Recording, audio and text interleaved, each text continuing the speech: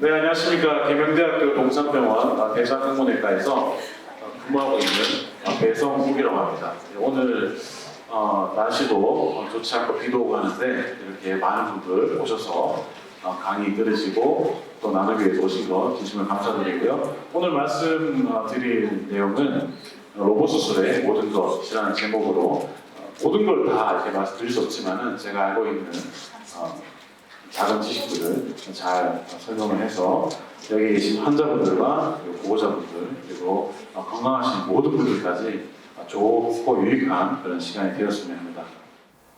대장암을 그러면 어떻게 수술하는데요? 이렇게 환자분들이 많이 물어보시죠. 그냥 혹만 톡 떼내는 거 아닙니까? 이렇게 좀 물어보신 분들 계시고 뭐 그렇게 생각하실 수 있지만 간략하게 말씀드리면은 이런 혹이 이제 하나 있다고 하면 이 혹만 이제 이렇게 톡 이게 여기만 이렇게 딱 절제하는 건 아니고요. 당연히 이 혹을 같이 혹을 제거하는 게 가장 중요한 그런 치료의 원칙이 되겠습니다. 하지만 또 더불어서 중요한 것은 이 혹 주위에 임파선이라고 하는 게 있습니다. 임파선. 우리가 이제 뭐 그냥 이렇게 감기 좀 심하게 걸리셔도 목이 이렇게 한 번씩 이렇게 임파선 같은 거 붓거나 귀 뒤쪽에 이렇게 임파선이 만져지는 경우도 있지 않습니까? 그런 것과 마찬가지로 대장에 이 혈관 주위에 그런 임파선들이 있습니다. 이 임파선을 통해서 임파선에 암전이가 되면서 이게 더 진행을 하게 되면 간이나 폐 쪽으로 전이를 하게 되거든요. 그래서 수술할 때는 우리가 꼭 같이 절제해야 되는 혈관 주위에 임파선들이 있습니다. 그래서 이 종양의 위치에 따라서 절제를 같이 해야 되는 임파선이 정해져 있습니다. 그래서 그것은 교과서적으로 정해져 있기 때문에 주위의 임파절을 절제를 하고 그리고 가능하다면은 이 종양을 원발 부위에 원래 있는 원발 부위의 종양을 절제할 때 간이나 폐에 있는 종양을 같이 절제할 수 있다면 같이 절제하는 것이 원칙이 되겠습니다. 하지만 좀 이렇게 좀 많이 조금 이렇게 바로 수술하기엔 좀 부담스러운 경우에는 수술하기 전에 항암 치료라든지 특히 직장암 같은 경우에는 방사선 치료를 하고 그리고 좀 이렇게 병기를 낮추고 난 다음에 수술을 하는 그런 원칙으로 현재 수술을 하고 있습니다. 오른쪽과 왼쪽을 조금 구분을 해서 제가 말씀을 드리면요. 오른쪽인 경우에는 오른쪽에 있는 종양들을 절제하고 난 다음에 소장의 마지막 부분과 그리고 이 혹의 끝나는 이 결장 부분을 연결을 하는 그런 문합수를 시행을 합니다. 연결을 하는 말 그대로 이 종양과 임파선들 절제하고 이렇게 연결을 하는 거죠. 왼쪽도 마찬가지인데요. 특히 직장 같은 경우에는 마찬가지로 직장 전체를 절제를 해야 됩니다. 실제 저희 병원에서 거의 항문 보존율이 거의 95%에 달합니다. 직장암에 대해서도 요즘에는 아주 낮은 그런 직장에 대해서도 항문을 살리는 그런 수술적 기법들이 많이 이제 발전을 하면서 약 90에서 95% 정도의 항문 보존율을 보고를 하고 있고, 근데 여기는 좀 연결하는 방법이 조금 독특한 그런 기구들을 이용을 해서 직장을 항문 바로 위에서 이렇게 절제를 하고 마찬가지로 연결해주는 그런 수술을 합니다. 근데 환자분들이 특히 직장 같은 경우에 가장 그 초미의 관심사가 뭐냐면 이제 항문을 살릴 수 있냐, 이게 가장 중요한 그런 관심사가 되겠죠. 아무래도 수술 후에 항문이 영구적으로 없어진다면 생각만 해도 사실은 이제 아주 심리적으로도 힘들고 실제 생활에서 많이 불편하기 때문에 그게 가장 중요한 관심사가 되겠습니다. 하지만 보시면 항문 바로 위에 있다 하더라도 이 항문 주위의 관략근을 침범하지 않는 경우에는 항문을 살린 그런 확률이 올라가지만 아무리 이제 많은 발전이 있다 하더라도 이 종양 자체가 항문 관략근을 직접 침범한 경우에는 항문을 살릴 수가 없습니다. 그때는 어쩔 수 없이 항문을 포함을 해서 전체적으로 깨끗하게 이제 수술을 하는 것이 영구적으로 이렇게 인공항문이라고 하죠. 이걸 이제 저희가 만드는 수술을 해드리고 이걸 또 잘 이제 관리하시고 하시면은 목욕탕도 다니시고 뭐 일상적인 생활을 하는데 처음에 조금 이제 불편하시지만은 사실 많이 불편하시지만 조금씩 본인이 적응하시고 그리고 받아들이시고 아주 일상적인 생활을 아주 잘 해내시는 환자분들이 대부분이십니다. 중요한 것은 또 직장암의 수술에 있어서 또 중요한 것은 우리가 수술은 깨끗하게 이제 잘 절제가 됐지만 수술 후에 여러 가지 이제 후유증으로 고생하시는 분들이 적지가 않습니다. 아까 말씀드렸던 수술 후에 여러 가지 그런 변화들이 있는데요. 그 중에 또 중요한 그런 게 뭐냐면 이 골반에 이 신경들이 되게 많습니다. 그래서 뭐 교감신경, 부교감신경 이런 것들이 있는데 주로 이 신경들이 하는 역할은 이렇게 변을 이렇게 원활하게 잘 보게 한다든지 특히 성기능 그리고 소변 보는 것과 관련된 그런 신경들이 있습니다. 그래서 저희가 이제 여러 가지 아주 그 각고의 노력으로 이 신경들을 뭐 어쩔 수 없는 것들은 이제 끊어내지만은 가급적이면은 큰 줄기의 그런 신경들은 살리려고 최대한 노력을 많이 하는 편이고요. 수술 후에 그렇게 되면 아까 말씀드렸던 그런 고생들이 조금 덜하게 되는데 이것들을 이제 좀 신경 특히 보존에 있어서는 로봇 수술이 조금 좋은 역할들을 하고 있습니다. 네, 요건 이제 영국에 있는 한 해변인데요. 제가 시간이 돼서 주말에 이렇게 바람을 좀 쐬러 갔었습니다. 그래서 저는 지금 그 조그만한 그 케이블카 같은 거를 타고 있고요. 거기서 너무 경치가 좋아서 핸드폰으로 동영상을 하나 찍어봤습니다. 예, 지금 태풍이 오고 있는 흐린 날씨지만 아주 날씨가 좋죠. 예, 그래서 요걸 한번 여러분들께 한번 보여드리고 싶어서 한번 넣어봤고요. 자, 다음에는 이제, 뭐, 로봇 수술의 모든 것이라고 해서 로봇 수술만 얘기할 줄 아실지도 있는데, 기본적인 대장암과 그리고 대장암의 치료 원칙에 대해서 제가 말씀을 드렸고요. 로봇 수술을 이제 말씀을 드리려면 복강경 수술을 사실, 얘기를 하지 않을 수가 없습니다. 예, 복강경은 여러분 다 아시는, 이제는 뭐, 모르시는 분들이 거의 없죠. 배 안에, 있는 그 수술을 하기 위해서 배 밖에서 구멍들을 이렇게 뚫어가지고 이 구멍에 조그만한 그런 그 투관침이라고 하죠. 포트라는 것들을 다 이렇게 넣어서 이 포트의 구멍을 통해서 여러 가지 기구들을 넣어서 카메라를 이렇게 비추면서 밖에 있는 모니터를 보면서 수술을 하는 겁니다. 그래서 예전 한 20년 더 넘게 전에 이 복강경 수술이 개발되면서 사실 이제 수술 분야에서는 아주 획기적인 거의 혁명과 같은 그런 이런 일들이 일어났다고 해도 과언이 아닐 정도로 많은 수술적 발전이 일어났습니다.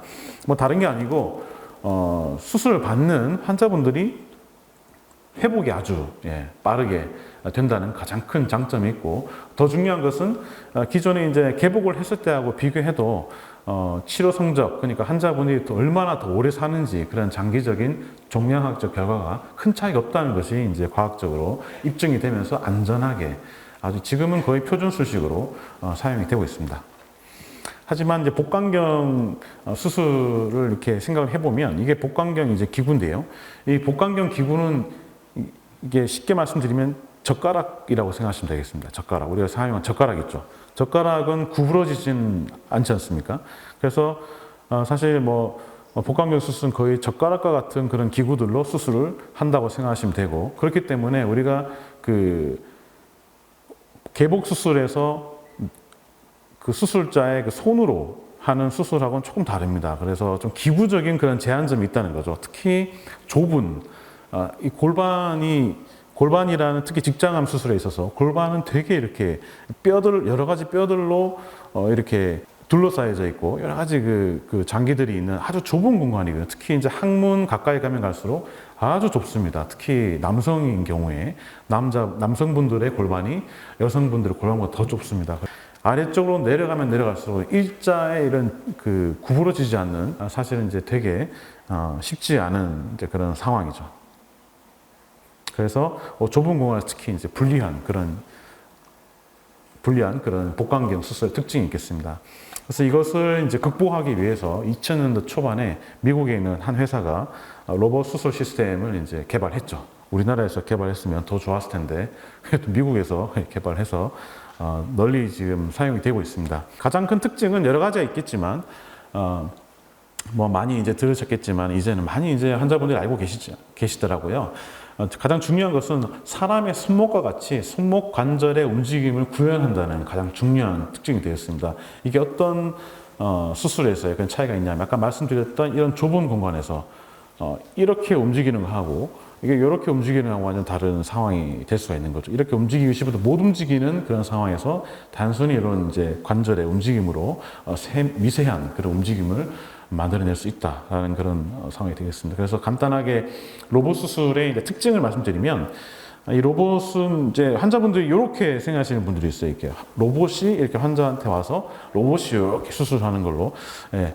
일반적으로 아직까지 이제 대부분의 로봇 시스템은 이렇게 로봇 수술을 하진 않고,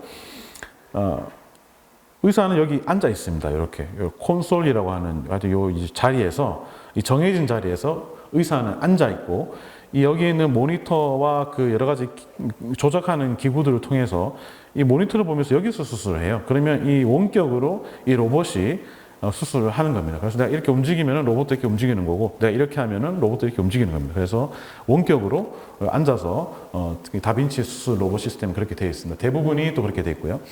그래서 이런 식으로 수술을 한다. 그래서 수술 이제 또 이제 환자분들은 이제 그래서 수술은 뭐 교수님이 하신 거 맞습니까? 이렇게 여쭤봐요. 무슨 뭐라고 이렇게 여쭤보면, 아니 그러니까 수술은 로봇이 안 하고 그 배성훈 교수님이 하시는 게 맞냐고요? 이렇게 여쭤보시는 분들 계시거든요. 그러면 이제 예, 수술은 제가 하고 로봇이 도와주는 그런 수술을 하고 있습니다. 이렇게 답변을 드립니다. 그래서 수술은 의사들이 한다.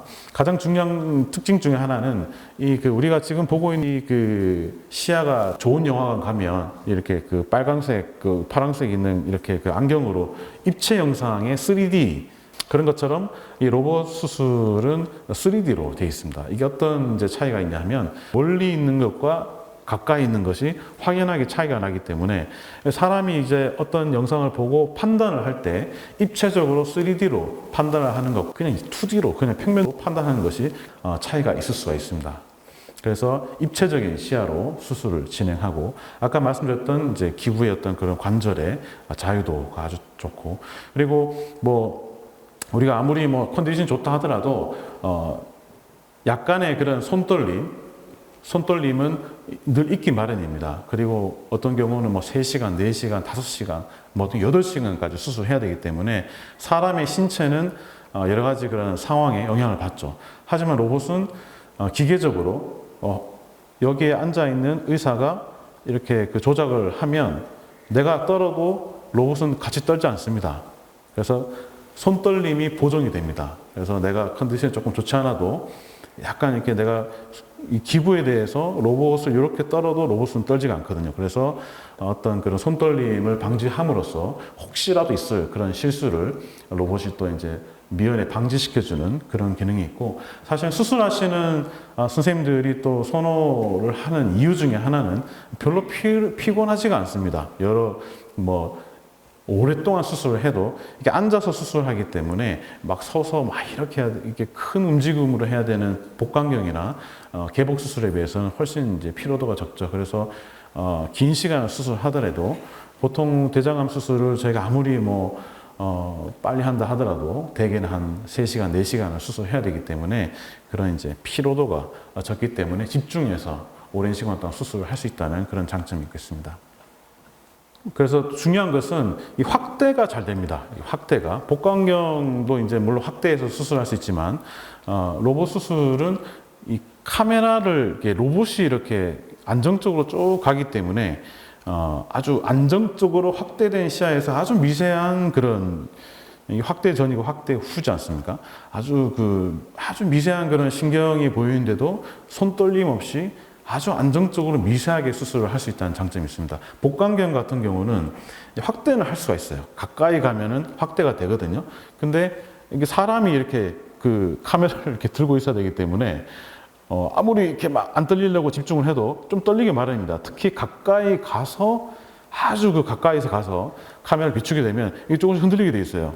그래서 뭐 그냥 이렇게 하긴 하지만 로봇 같은 경우는 아주 정교하고 안정된 시스템이기 때문에 지극히 가까이 가서 크게 확대를 해서 수술할 때도 전혀 흔들림 없이 안정적으로 수술을 이제 할 수 있는 그런 장점이 있겠습니다.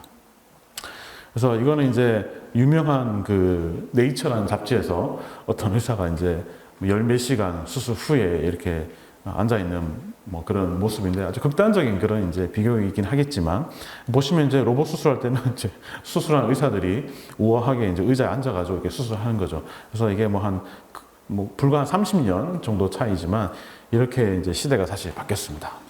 그래서 저희 병원에서도 그런 이제 큰 혈관 주위에 그 임파저를 절제한다든지 이런 수술 술기를 이제 시행을 하고 간단하게 이제 보고도 하고 논문을 발표하기도 하고 그랬던 적이 있습니다. 또 하나 이제 로봇 수술과 관련해서 또 하나의 이제 큰 발전은 단위궁 수술이 되겠습니다. 단위궁 복강경 수술이 원래는 개발됐었는데 단위궁 복강경 수술은 이제 생각해 보시면은 이 배꼽에 흉터를 하나만 내고 수술하기 때문에 어떤 경우는 수술하고 이제 몇 년 지나면 이제 수술을 했는지도 이렇게 모를 정도로 아주 뛰어난 미용적인 그런 장점이 있죠. 그래서 선호하시는 환자분들이 많고 특히 대개는 복강경 수술하면은 흉터가 뭐 한 4개에서 5개 정도 있게 되는데 이건 흉터 하나이기 때문에 아무래도 통증도 좀 적은 편입니다. 하지만 이 하나의 그 작은 구멍에서 여러 가지 기구들을 넣어 수술을 해야 되기 때문에 수술하는 것이 좀 어려운 편이고 좀 숙련도가 좀 요구되는 편입니다. 특히 좁은 공간에서 여러 기구들이 이렇게 일을 하려다 보니까 많이 부딪히고 힘든 그런 상황이 되고 수술자도 이걸 뭐 어떻게 해보려고 막 이리 입고 왔다 저리 입고 왔다 하는 그런 자세가 아주 부자연스러워서 좀 힘들지만 하시는 분들은 계속 하는데요.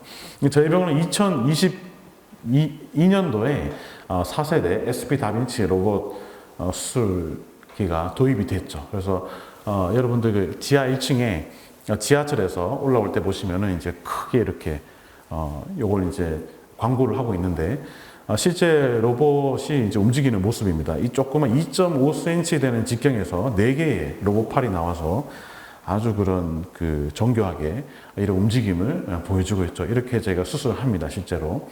위에 있는 건 카메라고요. 3개의 그런 로봇팔을 이용을 해서 암 수술을 현재 진행을 하고 있습니다. 그래서 예전에는 이렇게 여러 개의 그 상처들을 통해서 여러 개의 그 투관침을 삽입을 해서 흉터가 많고 이렇게 해야만 적절하게 로봇 수술이 가능했는데 한 4년 정도 전쯤에 2개 정도로 이제 줄일 수 있었다면 이제는 뭐 모든 환자분들 그렇지 않지만 선택적으로 이제 하나의 그런 흉터만으로 로봇 수술을 진행을 하고 있습니다. 그래서 저희 병원은 이렇게 여러 개의 그 창을 뚫어서 하는 그런 XI 로봇 수술기도 있고 그리고 SP 로봇 수술기 2가지가 다 있기 때문에 환자분의 그 종양의 그 진행 정도에 따라서 저희가 선택을 해서 실제 수술을 진행을 하고 있습니다. 2개의 이제 2개의 절개창을 통해서 수술한 경우는 수술하고 나서 이런 모습이 되겠고요. 그리고 하나의 절개창으로 수술하게 되면 수술 직후입니다. 그래서 이게 한 석 달, 6달, 1년이 지나게 되면 훨씬 더 미용적으로 만족스러운 그런 결과가 되겠습니다. 저희 병원에서는 이제 단일궁 로봇 수술에 대해서 비교적 선도적인 그런 입장에서 일찍 시작하고 많은 이제 데이터를 축적함으로써 여러 학회에도 발표를 하고 논문으로 또 출간을 하고 그렇게 열심히 특히 단일궁 로봇 수술 분야에서 열심을 내고 있는 그런 상황입니다. 최근에는 올해 즉 2011년도에 대장암 수술을 최초로 이제 지역에서는 최초로 SI 시스템을 구비를 한 걸로 알고 있고요. 그때 시작을 해서 약 13년 만에 500례를 도파를 했습니다.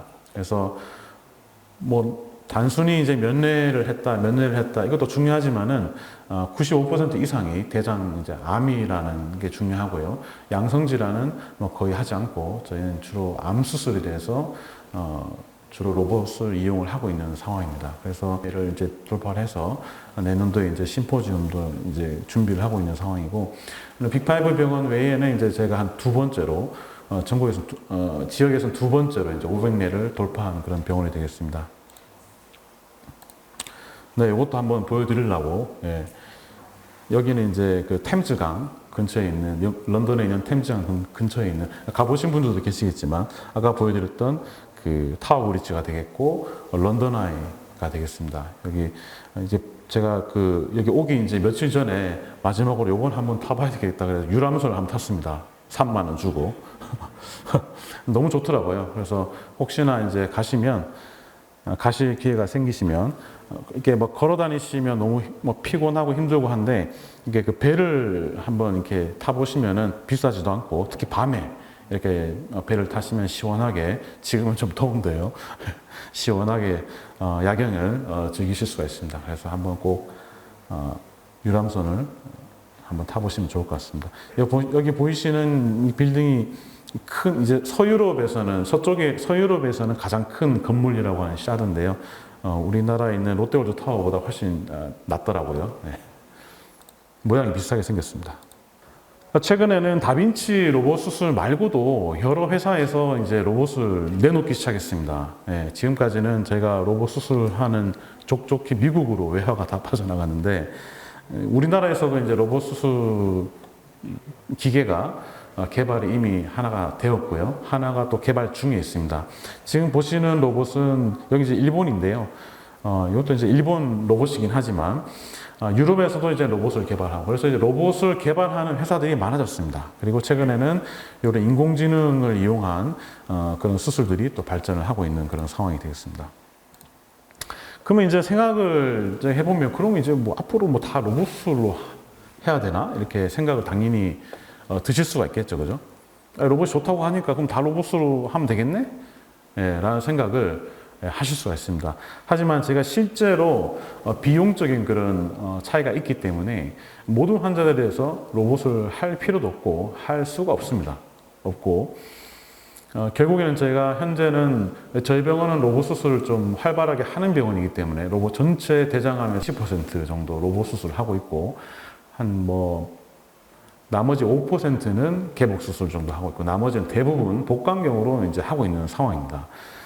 그렇다면 최근에는 이제 이런 상황들을 극복하기 위해서 복강경도 이렇게 복강경 기구인데 끝이 이렇게 사람 그 술자의 움직임에 손목 움직임에 따라서 똑같이 이렇게 로봇처럼 이렇게 움직이는 그런 기구들이 개발됐습니다. 그래서 저희 병원에서는 복강경 수술할 때 이런 기구들을 활발하게 또 사용을 하고 있고 또 보고한 바가 있습니다.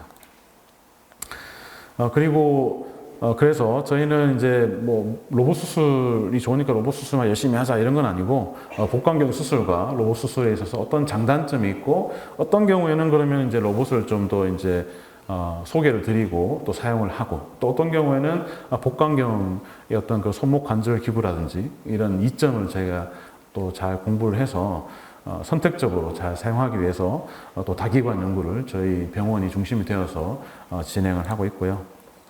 그래서 제가 드리고자 하는 건 완벽한 당연한 그런 수술법은 없습니다. 뭐 로봇이 좋다, 복강경이 좋다, 각각의 장단점이 있고 그걸 잘 파악을 하고 활용을 잘 해야 되겠죠. 그래서 수술에 대해 치료 전략이 중요하겠습니다. 그리고 경험 있는 그런 대장암 수술팀이 필요하고 저희 병원은 이제 뭐 최근에 로봇 수술기를 도입한 게 아니고 이미 10년 넘게 로봇 수술 경험이 있기 때문에 아주 잘 하고 있다고 생각되고 환자의 상태와 그리고 질병의 상태 수술자가 어떤 수술들을 이제 할 수 있는지 사실 그게 또 중요하겠죠. 그런 옵션에 따라서 가장 적합한 수술 방법을 선택할 수 있겠습니다. 감사합니다.